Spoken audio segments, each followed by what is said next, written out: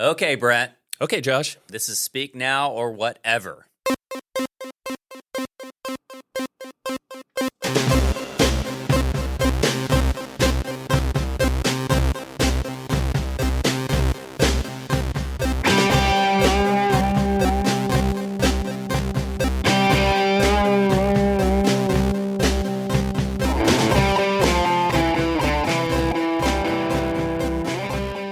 This is our interview with Milo Aukerman, the lead singer of the legendary punk band Descendents. The Descendents. And Brent, I don't even know how to start this. I don't either, man. I kind of wanted to just be like, Josh, we just interviewed Milo from the Descendents. This is such a pivotal point for our podcast in a way in which, this is what we dreamed of. When we started this is what we wanted. It's true. It's true. I don't even know where we go from here. I don't know where we go from here, but all right, interviewing Milo was a dream come true. Yeah. I mean, he, along with his band, has been an incredible influence in our lives, musically, and what they've done as a band continues to influence generations. And they continue to perform with that same proficiency, that same vigor, that same energy everywhere they go, every time they play. Absolutely.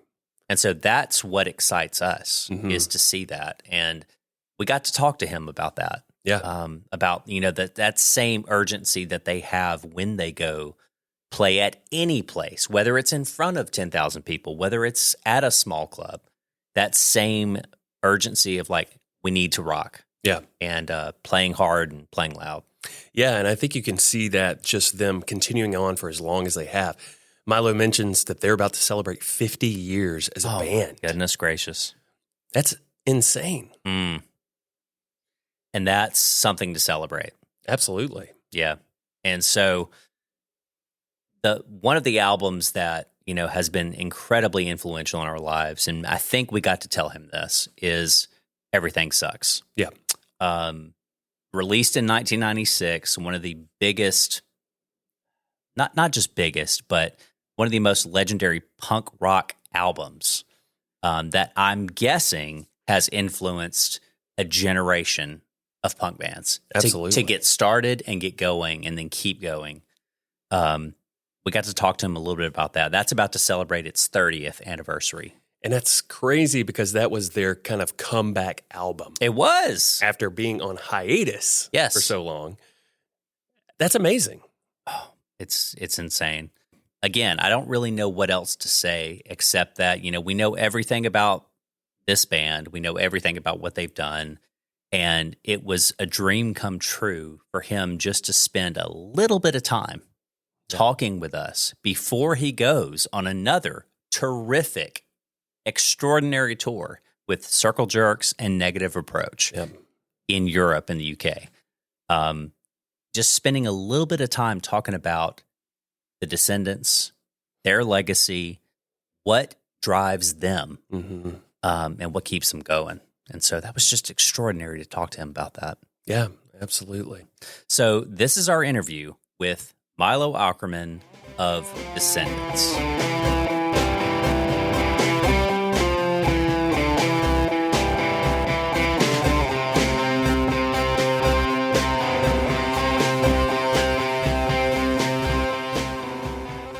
Hey, Milo. Hi, Brent. I'm JD. Hi, JD. Great to meet you. So where are we talking to you from? Where are you at right now? I'm actually in Denver. Yeah. Colorado. I although the other two guys in the band, Carl and Bill, have lived here forever, I just recently bought a place here last year. No way. Yeah, and so now, Stefan had left Colorado many years ago. He's down in Oklahoma, but my wife visited here last summer and thought, yeah, we should. I want to move here, and so I thought, well, that works out good for me because I can practice with the band and stuff. So, I just practiced with the band for 2 weeks before we're going to Europe. Yes. So that's a bonus for me for sure. Yeah, that's awesome. Well, and Colorado's where the Blasting Room is. So that's where That's right. you guys meet up there and do your thing. Yeah. Bill's got he lives in Fort Collins, and he has a basement studio as well. Then that's where we've been practicing, is in his basement. We use Carl's there. He plays, and then we get this local guy named Grover to play on guitar, Hmm. because we don't have a Stefan, you know. Oh man. So, so it's been good for do that for the couple weeks. Prior to doing this, for all of the previous shows I did for the past at least decade, I would just do karaoke in my basement. I had a backing track, uh, uh, thing that Bill put together for me, and I would just sing Descendents karaoke in my basement, which got me. I've determined that gets me maybe 60% where I need to be, Yeah. and then I was never able to get to 100%. So the big experiment right now is, because I was able to actually play with the band live, up in Fort Collins for 2 weeks. That might have got me the extra 40%. That's what I'm hoping. So yeah. Maybe so. Yeah, and that's just in a few days. You're about to head out to Europe. Yep, we're leaving tomorrow morning. Yeah. So yeah. Oh, geez, Louise. Yep. With your friends. That's right. Yep. It's where and Circle Jerks as well. Yeah. So Mhm. we've been doing a lot of touring with them over the past couple of I years. know. And I know. it's just like every time I think, okay, what's the next tour? It's like, oh, it's with the Circle Jerks. So it's, oh, since we forgot that. We have such a long history with them, so it's been great to kind of, and hanging out with Keith is always a blast. So Absolutely. Man, yeah. And both of you guys got to play at the last NoFX shows. right, yeah, those were fun. Down in San Pedro was the last one that we did with them. Yeah, we love playing with NoFX as well, and it was sad to see them, pack it in, but Mm. it's I think, I mean, our kind of strategy is don't burn out, just kind of like we play X number of shows per year, and we decide that what that cadence is so that we can keep doing it. And of course, we're not young anymore, so Hmm. we definitely don't want to be coming back from tour and being like, wrecked or whatever. So Yeah. we just try to take it easy. That's actually what I wanted to ask you about too, about the balance between, I mean, you guys are family men. So that balance Yeah. between rock star life, family life, and it sounds like you guys kind of have it under control. Like Yeah. we're not going to burn out. No, and I also most of our kids are now grown. So Yeah. I think when we started doing it again in 2011, that was after a very long hiatus. Hmm. At that point, my kids were still like elementary school, that kind of thing, and so we probably did maybe 20, 30 shows a year, and juggled the kids and that kind of thing. But now the kids are gone. So it's like, I think last year we played like 85 shows. Wow. Last Yeah. year. So, Well, I Yeah. constantly saw you guys saw you guys Yeah. posting about being on. So yeah, I Yeah. mean, you guys were always just finding your way to get out there. Yeah. And we went at the very end of the year, we went to South America, which is, always a blast. So, yeah. Fantastic. Yeah, that's awesome. You're also doing Punk in the Park Right. coming up in July. Yeah. What city is that in? Well, that's what we were trying to figure out because it's listed.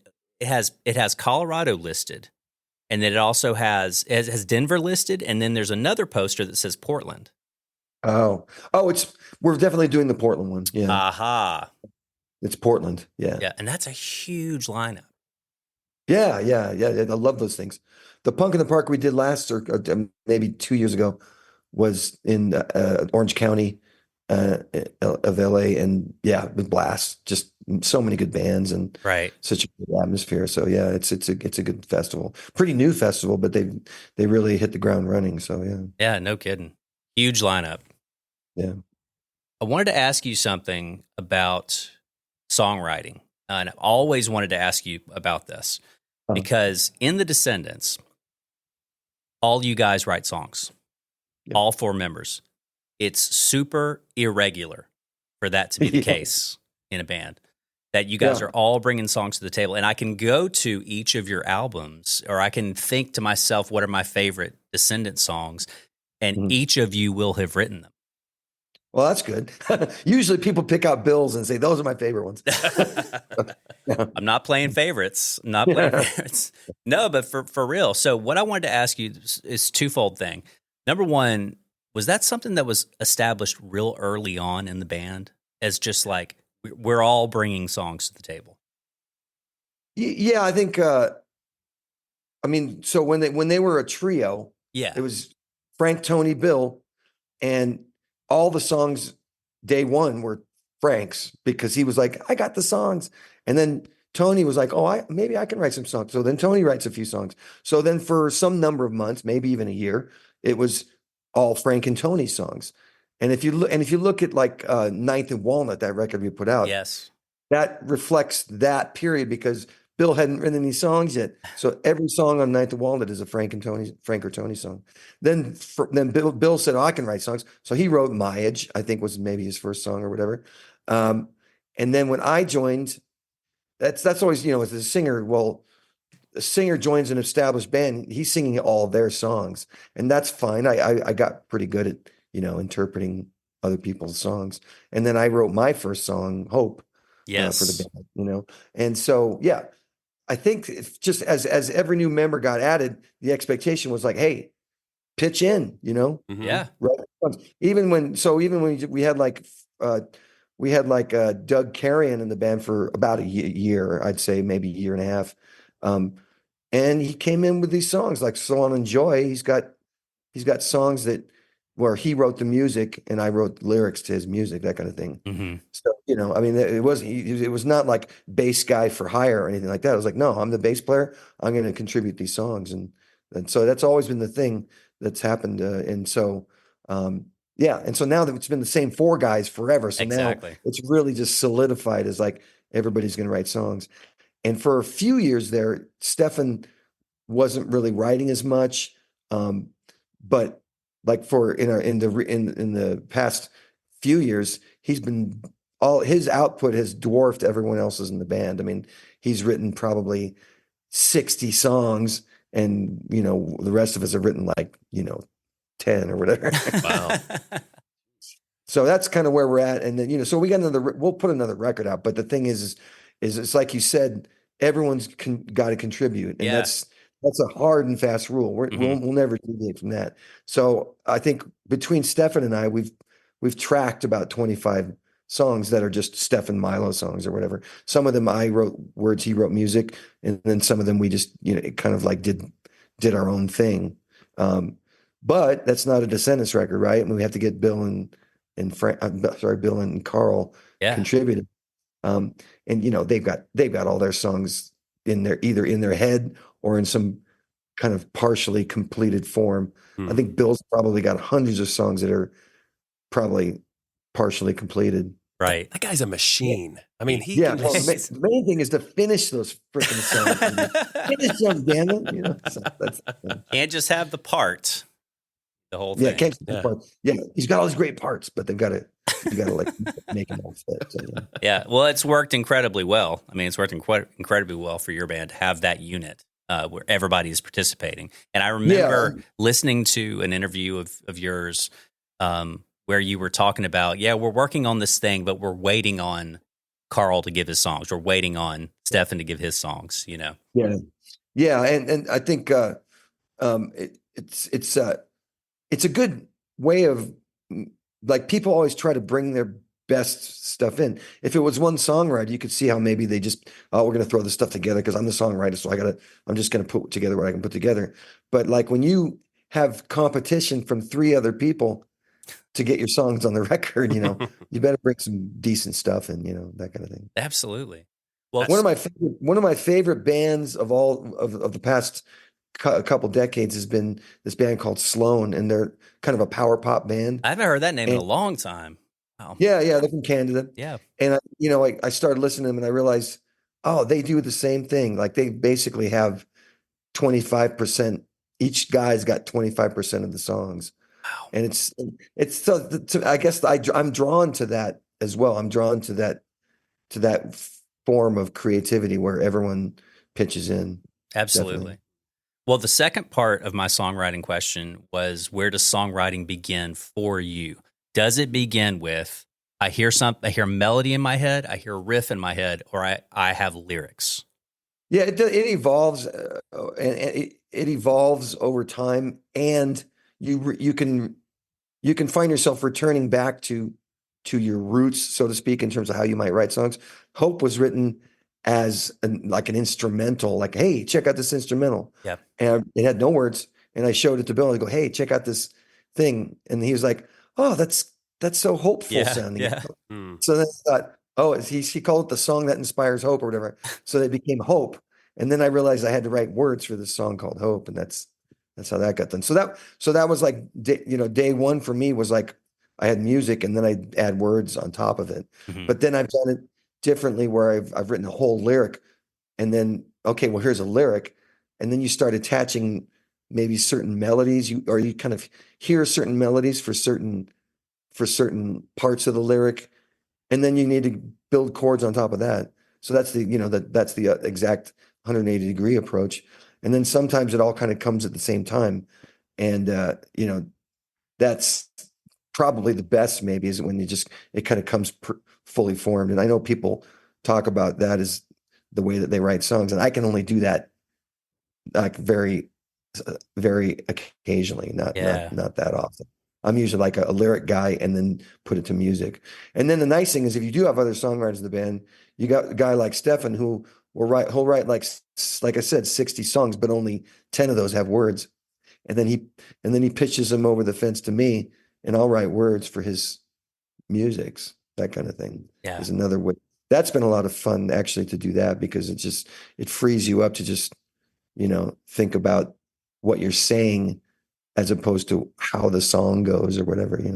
Yeah. And I'm sure with playing with these guys for so long now that you guys just kind of feed off of that so much easier than it was maybe at the very beginning, right? Yeah, I mean, although you'd be surprised. I think at different points during the band's history, you've probably had different people really kind of rowing the boat with an oar. Hmm. But then I know that, and Bill has more often than not written songs by himself. He's the kayaker in the single seat kayaker. But I think so. It does evolve, and it does change from album to album depending on what I guess kind of what inspires people. Because I think it's like on Hypercathium. I mean, Bill came in with a his fully formed song, but then I think he looked at some of Stefan's songs without words and thought, oh, those are promising. I'm going to write words for those. So he actually wrote a couple lyrics for some of that stuff on Hypercathium to some of Stefan's musics. Cool. So it all kind of gets mixed up, and it never really seems to be like one way. We settle into the formula, the one way that's going to be the way we're going to do it in the future. It's always like just kind of like try whatever works. Try a bunch of different approaches and throw a bunch of different hands in the mix and see what happens. Yeah. Yeah. Do you feel like that process kind of is also spurred on by, your education? You're a scientist, like, do you feel like that kind of plays into some of your music writing or anything? Well, I mean, on a certain level, because science is problem solving, obviously. I mean, Mhm. if you're running an experiment and it doesn't work, then you better go try and solve the problem why your experiment doesn't work. The same thing's true of songs. Oh man, that lyric didn't work. I better, Yeah. it doesn't fit, or Yeah. it needs something else, or that kind of thing. So there's definitely that same kind of problem solving, I guess, is the way I'd put it. Sure. I mean, I don't. I don't think I don't know if I can take the analogy much deeper than that. Yeah. I mean, I'm trying to think about hypothesis building, and do we write songs as hypotheses? Is a song a hypothesis? I don't know. Sure it is, Milo. Yeah, I don't know. One thing I know is I've never written a song about DNA, which is what I worked on when I was a scientist. Absolutely. That might be taking it a little too literally, maybe. I have hypercapnium spasmate on vinyl, and I got it when it came out. And what strikes me about you guys, having been a fan for so long, is that you can only use this phrase about certain bands. You're progressively old school, meaning that you have this consistency. And I'm gonna know what Descendents are gonna sound like when I get that record. I know what I'm gonna get. However, you're doing it better while still being exactly the same that you always were. Like you're progressing in some number of ways with songwriting, with what you're putting out, but you're consistent. Like you're still exactly what your fans expect of you.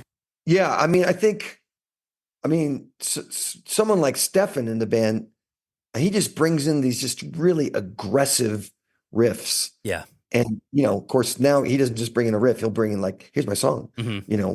Without music, without words. I mean, but just like, here's my completed music for this thing.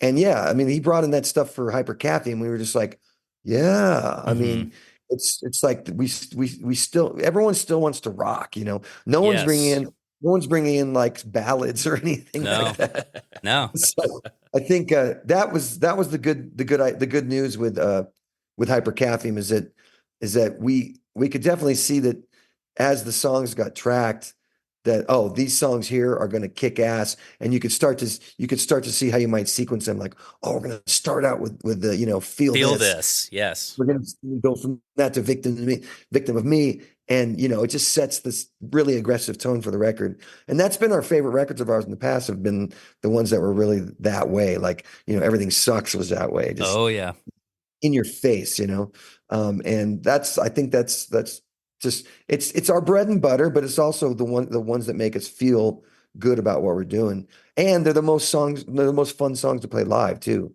I mean, off of Hypercapnium, I just can't wait to dig into like Victim of Me or Feel This, because it's just really they're challenging as a vocalist, because you really have to belt those high notes. But that's part of why we do music, is I want to keep challenging myself. Right. And part of that, like I said, when I was going up to Fort Collins to practice with them, I was like, okay, let's take this to the next level. I can practice in my basement to a karaoke tape, but no, if I have the opportunity, I'm going to practice in the room with them. And if nothing else, I'm gonna beat up my voice a little bit before I go to Europe, and that's actually a good thing in the end. To have it a little bit like Got to get. So it's all about like continuing to challenge ourselves. I think you're doing well at that. I remember this one time you were talking about recording with Bill, and you were doing these takes, and he's like, no, your voice is not crappy enough yet. Yeah, no. It's like, make sure it's crappy enough, then we'll get to it. Yeah, no. And when I was going up this week to go up there, I mean, as each practice we did, and my voice was getting a little more beat up, and he's like, "You're kicking butt now, man." I was like, "Oh, great, we got there." Yeah. So I think by the end of these, by the end of it, I'm like, and he's like, "Perfect." Nice. So, I mean, that's the thing, is I don't like, some people just sound that way naturally, just like, like I'm not a smoker, but like Carl's a smoker, and he can just have the raspiest voice right out of the gate. Mm-hmm. Because I don't smoke, if my voice is rested for this, like let's just say a week, or rested for 2 weeks, it's a little too clean. Yeah. What you're saying is that Carl's cheating. Yeah. Well, I'm not gonna smoke just so I can have the hot gravel voice. Yeah. Gravel voice. But like, like on Silly Girl, or like on I Don't Want to Grow Up, those songs are kind of the timbre of my voice on those are the product of basically not having sung, live for many, many months, and getting in front of the mic, and you end up with Silly Girl, which I guess sounds pretty good with a clean voice, but it also sounds pretty good with a fucked up voice too. One or the other. Yep. So right now, like you said, you guys have been practicing, be getting ready to go on tour, but you also mentioned working on new stuff. So how much new stuff you guys already been preparing, working on? Any plans for what's happening with that? I mean, I think, like I said, we've tracked 25 songs, Okay. but it's not 25 songs that are representative of all four members. Got you. So, I've kind of, I got to say, I've kind of given up on prognosticating about when it's going to happen, because I can't get into Bill's head and say oh, let's finish those songs.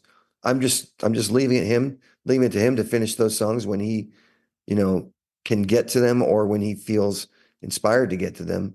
But yeah, it's been, I'd say, not just months, it's been years that where we are just sitting on a bunch of recorded stuff, because it's not fully representative of the entire band, because it's only two people's output.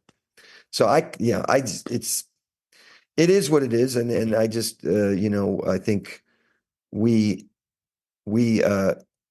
have free time, and Bill has free time, but he's also in the studio a lot too with bands. So, yeah, as soon as we get back from tour, I think, well, now we can finish the recording of this stuff, but then he's in the studio with another band or something. So I've kind of just, decided it's going to happen when it happens, and not let it kind of get me down or anything. Just like it's going to happen when it happens. One thing is, though, is that, now that I'm living in Fort Collins part-time, I still have a base on the East Coast, but now that I'm in Fort Collins quite a bit more, I feel like I can go up to knock on this door, and for Fort Collins, we go, hey, what do you think? So we can go do. I mean, maybe it's going to be, like they talk about, the Beatles, where they were like face to face, like with each other, like, this is how we're going to write. I'm going to write this song with you like a foot away from me, and back and forth. And maybe that's what it's going to take. I don't know at this point. Bothering each other. Yeah. Kind of like me poking him, like poke. So I don't know. Yeah. The thing is that, I said, we've got 25 songs that are Stefan and Milo songs. That's right. Bill's gonna probably, maybe he writes 2 or 3 songs for the record, and they'll be the 2 or 3 best songs on the record. That's just the way. That's historically the way that it works out. As his songs end up kind of being the backbone of the record. That's fantastic. I want to ask you something that you said. It's building into a little bit about what you all already mentioned, but you said this years ago when you guys you had taken a hiatus, then you came back, started playing like more rigorously live. You said, number one, we love each other. We want to do this. Like, we want to be in a band together. But you said, number two, you can't really resist the urge to rock. It's just that thing that just makes you want to I want to be on the stage. I want to be doing this. And the need to rock. The need to rock. Yeah. Need to rock. I think the case could be made that, that has to be felt in some aspect by anybody who attempts to get up there. Anybody who attempts to just do this is, you got to have that vibrancy, that urgency to get up there. Yeah. No, I think, the way the band kind of has evolved. I mean, early on, you're playing to really teeny audiences, maybe 10 people in a room. And then, you have to have the kind of enthusiasm and the drive to not play for, you're obviously playing for those 10 people, but much of it is you're playing for each other in the band, because well, this is a pretty piddly little audience. Let's just play for each other. We had audiences where, the opening band was the audience, and then So then you're just kind of like, okay, there's no one here. But you're at that point you're playing for each other, and that becomes the driving force of it. But the nice thing, I mean, now when we play, we're playing for big audiences, and so you can feed off of the kind of the party that's going on in front of you. And so yeah, I think that never gets old. Yeah. And then if it does get old, then you're doing something wrong. For sure. And you're either taking too many drugs, or you're just burned out, Mm-hmm. or you're uninspired by the music, maybe, or the three things I can think of why you just couldn't, have just a bitchin' ass time with a bunch of people rocking out to your music, So it's kind of I think it's a good formula for fun. And so we've just been taking advantage of that whenever we can. Just like, if people want to come see us play, that just automatically guarantees a good time for us, Yeah. I mean, it's crazy because you guys are so inspirational for us, but also Yes. at this point in your lives, having that drive and that fun that we can see, because so many of us are so used to seeing like our parents just burning out, or people at a certain age where it's just like they've just lost all of life. And it's great to like be up there and then see Bill with the biggest smile on his face. Yes. Yeah. It's just incredible. And it's so inspiring for people my age and younger or whatever. Mm-hmm. It's great. It's great to see you guys do it. Yeah. And I think, I've talked about, party with the audience. That's one aspect, but the other aspect is the challenge, because I think if you're not challenging yourself, it does become kind of rote. And so, Bill, what we do now in preparation for this stuff is a serious matter. There's a lot of woodshedding, a lot of physical and stuff that goes into it. And because we have had, not every single show that I've ever done has been this boffo thing. We've had what I would call flails, where I've just kind of, fallen, like flopped on my face or whatever, figuratively, lost my voice or whatever. Mm-hmm. And so that just creates challenges for us to not have that happen, because then it's not fun. I mean, it's not fun. It really isn't fun when you're up there and you're like, I can barely sing, or I'm about to lose my voice, or I think I'm just going to have to pass the mic out to the kids and have them, that's fun. That's fun in a different way. But at the same time, no, they came to see me sing, and I can barely pull it off. So there are challenges, and those challenges only get more, as we get older, only get more steep. And so, but that's partly why when we go out and we actually, are able to meet those challenges, that's part of the fun too, because you can go off stage and be like, yeah, we brought it, and we cheated our age, or we cheated time again, where we were able to kind of get up there. And I mean, we always feel not our age when we're up there. I mean, if you were to feel your age when you're up there, then you're not playing the right kind of music, maybe. Yeah. So, well, your energy transcends that. I mean, for sure. That's the same thing Brent was saying. Your energy transcends that. Yeah. And I mean, when he mentioned Bill, this one memory that I have, which is extremely special, is the first time that I ever saw you guys play. I'd been waiting for 20-something years to see you play. 2019, you came to Birmingham, and didn't come often. You guys didn't come here very often. Now you've been 3 times in the last few years, so you're on a roll. Yeah, I think we did Furnace one of those times. You did? Yep. That's where we met. We'll talk about that in a minute. But you came and played at this tiny club here in Birmingham that now is gone. Yeah. Yep, it's gone now. Tiny club here in Birmingham called Zydeco. Jam-packed, probably sold out. I managed to get directly up front. You gave me the mic many times, like that whole thing about letting you're just passing the mic. I got to sing many times. And then at one point, Bill comes out for your encore. He's like one of the first people out, and he just gets on your mic and just talks with this great big smile on his face about how much he loves this environment, how much he loves this small, packed out, tiny club, and the energy, that you guys can experience, that we all get to experience in that kind of setting. Yeah. No, I think I think it's great that we still mix it up in terms of venue sizes and whatnot, because if we were just playing all huge festivals, I mean, the money's always good at festivals, but I think if that was all we did was festivals, that would get pretty old pretty fast, because you want to be able to have people in your face and pass the mic to them and see the kind of looks on their faces as they're reacting to the music. So small clubs, we've been, it's good that we can still, play those places, and have that immediacy of the people right there. Those are some of our favorite shows. And like when we're just down in South America, and those are just, some of those shows are pretty small too, because it's just like, you're playing kind of, like when's the last time we played, Peru or whatever. And so then the Peruvians can we can put on a show of a couple hundred people or whatever. But I mean, that makes it that much more fun because they're right there in our face. So yeah.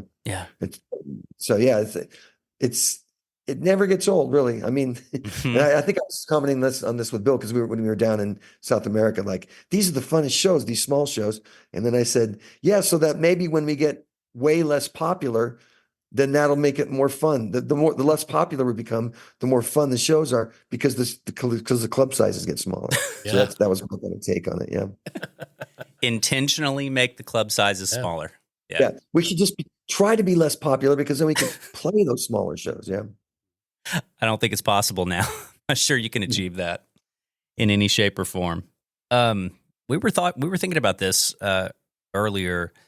The draw for a lot of these festivals and even tours these days is an anniversary of an album, and the band is playing that that full album live. I don't think Descendents have ever done that. Yeah, we did it. We did it in, I'm going to say 2012, or either 2012 or 2013, and that was for Milo Goes to College 30. You did that. Okay. And that was the Riot Fest. It was a Riot Fest. I think we did two Riot Fests. We did a Denver one and a Chicago one. Was it two? Yeah, I think it was Denver and Chicago Riot Fests. And it was kind of like that was the big, kind of fanfare. Yes. Like, Milo Goes to College in its entirety. Fantastic. And we got Tony up there. Yes. We obviously could not get Frank up there with us, because he's long since passed. But Tony did come out for those two Riot Fests and played. We played the entire Milo Goes to College thing with him, and then then he hopped off stage, and Carl would fill in for the rest of the set. So we've done that, and I guess I don't know why we didn't do it for the 40th, but I don't know if that offer came through or maybe it just kind of passed us by. But it's because the 40th would have been like, I guess, 3 years ago. Right. And it never crosses my mind when I see you guys play to do something like that, because you play a long set and you cover a lot of ground. You know what I mean? Yeah, I think the thing with Milo Goes to College is we probably play half the record. So we liberally pull songs off of that, because it's a lot of those songs are still fun to play, and they're kind of like the meat of our set. Yeah. But then we had there's the other half where we better relearn how to play Statue of Liberty or whatever. M13. There you go. Yeah, and then next year is another big 30th anniversary too. Oh, okay. So that would be for wait, 30th. Oh, Yeah. Everything Sucks. It's Everything Sucks. Everything Sucks. Yeah. One of the Yeah. most influential records in our lives. We never did like a complete album of that. Yeah. So An album play, like playing live at yeah, that. yeah, we never Yeah. did like the in its entirety kind of thing for that. I mean, I don't know if that's of interest to anyone. I don't know how Bill, like he did the Milo Goes to College one, but he may be, and I think that one makes sense because we already play so much off of it. Yeah. But like, I don't think we're ever going to be doing like in its entirety Enjoy or something like that. Yeah. That'd be kind of weird. Because that song's got some deep cuts. Or all. I mean, no one's going to want to play Schizophrenia or anything like that. Well, like I said, every time you play, you cover a lot of ground. So I feel like all your fans get a pretty big splattering of your discography.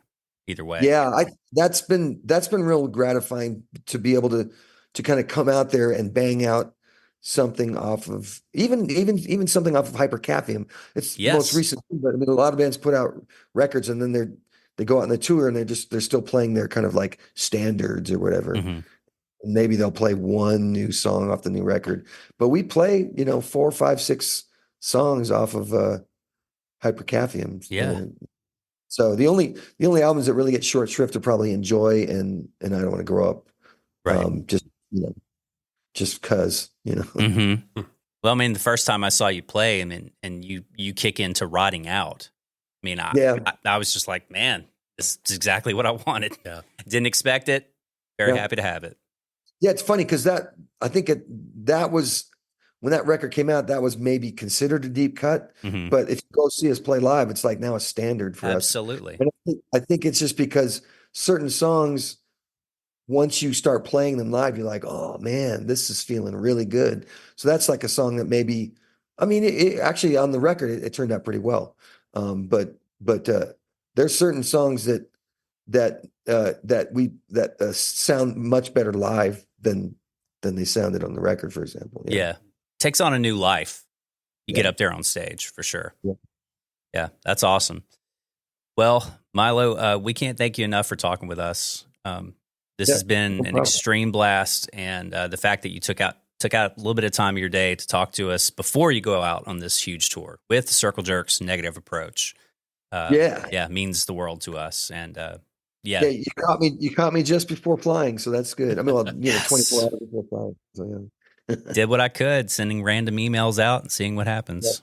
Yeah, we definitely appreciate it. It's gonna be great. So hopefully, we'd love to have you back on sometime, in the future. So sure, no problem. It's been great. You can call us anytime. Yeah, I mean, just randomly email us anytime, Milo. I mean, if you guys end up doing Everything Sucks next year, I'll fly wherever to make that whole thing. Yeah. So we're around. I'll just see how that works out. Yeah.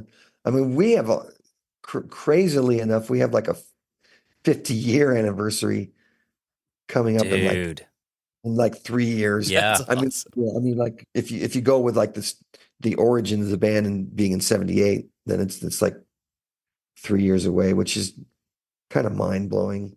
Of course, we weren't around for all 50 years. That's the thing. It's kind of a cheat. We had these huge fallow periods, but that's okay. We won't. You can count it. We'll gloss over on that. So, well, and if there's a world tour for that, we'll be there. Yeah, for sure. All right. Yeah, cool. No problem whatsoever. Yeah, I'm trying to see what's on your shirt. Oh, bad operation. Yeah, Bad Operation. Cool. Yeah, they're a band out of New Orleans. Great band. Mm-hmm. They consider themselves New Tone. They're like a ska kind of New Tone. Yeah. Mm-hmm. They're terrific. They just played here in Birmingham. They just tore the place up. Yeah, they were with Jeff Rosenstock. So it was fun. So. Oh, I forgot to tell you about the time that we met. We met on accident one time. We met at Furnace Fest on accident. Okay.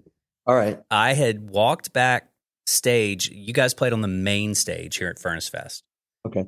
And I walked back there because our friend runs Furnace Fest and had given me his pass, and I was just walking around trying to find a bottle of water.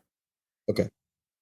Out of nowhere, a white passenger van comes up, and you guys get out. And my friend is driving the van. Becca was driving the van. Nice. the Descendents get out, and I kind of froze for a minute, and I thought, well, I should at least say something. Like I shouldn't just find my water and leave. So I stopped. We talked for a little bit. We took a picture together, and I got to tell you that my son's two favorite songs are "Thank You" and "Hope." Nice, yeah, absolutely. Good choices. Good choices. Good choices. He knows how to play them too. Oh, great. Yeah. No, I think that Furnace Fest was, I think we were flying in from Massachusetts. So it was one of these like play a show in Massachusetts and then go all the way down to Alabama or Birmingham to play Furnace. So that's a tough one because you're just kind of like, oh yeah. Yeah. A little bit flight fatigue, but I think it worked out okay. Yeah. You couldn't tell on stage. Oh, good. Yeah. All the energy on stage. And I feel like I have the authority to say that if you guys ever wanted to play again, you're more than welcome to. More than welcome. Whatever that is. Oh, you mean at Furnace? Yeah. Furnace Fest. Oh, yeah. I'd love to play that. That's a good festival. Yeah. All right. We'll tell them you're in. Yeah. Awesome. Yeah, put in the word. I will. Yeah. We gotcha. All right, Milo. Thank you so much, man. Thank you. All right. See you guys. See you, buddy.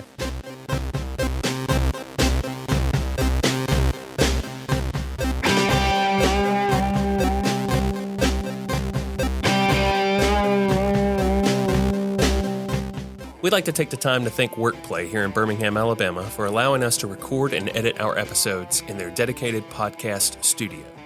If you or someone else you know is interested in starting a podcast without the hassle of purchasing equipment, please reach out to Workplay at workplay.com.